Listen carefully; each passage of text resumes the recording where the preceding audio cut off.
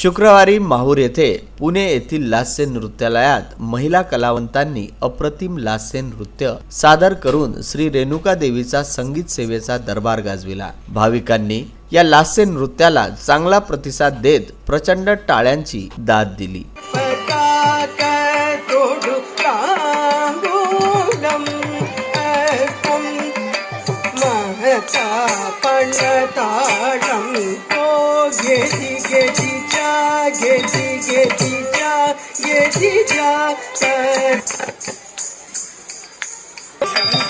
सोढुम अष्टैश्वर्य भोगराय यज्ञकर्त सिंहासनपति वाज्यमां अचतुसं सोढुम अष्टैश्वर्य भोगराय यज्ञकर्त।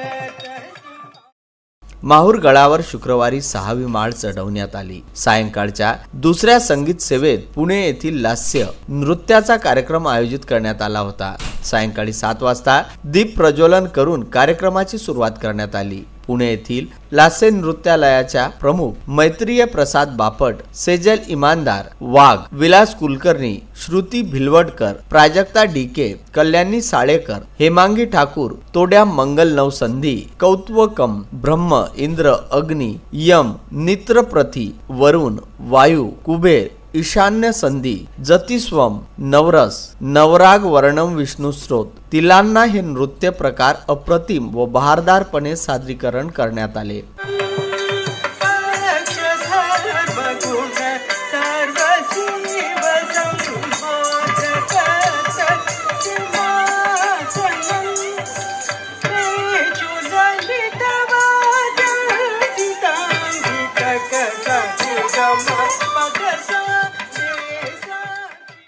यावेळी भाविकांनी जोरदार टाळ्यांच्या कडकडाटाने प्रतिसाद दिला।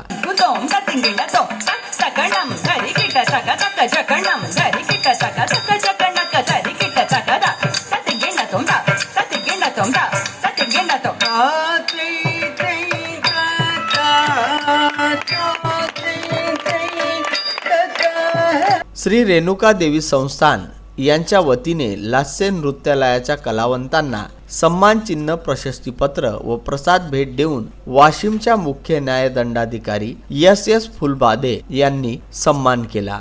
यावेळी न्यायाधीश पी.जी. तापडिया, विश्वस्त चंद्रकांत भोपी, संजय कान्नव, श्रीपाद भोपी, समीर भोपी, गट विकास अधिकारी विशाल सिंह चव्हाण, व्यवस्थापक योगेश साबळे यांच्यासह पुजारी, भाविक मोठ्या संख्येने उपस्थित होते। कार्यक्रमाचे संचालन कृतिका वरणगावकर, वेदर शास्त्री, निलेश केदार गुरुजी यांनी केले, तर आभार विश्वस्त संजय कान्नव यांनी मानले। विदर्भ न्यूज करिता माहूर येथून संजय घोगरेसह राजू दराडे यांचा वृत्तांत।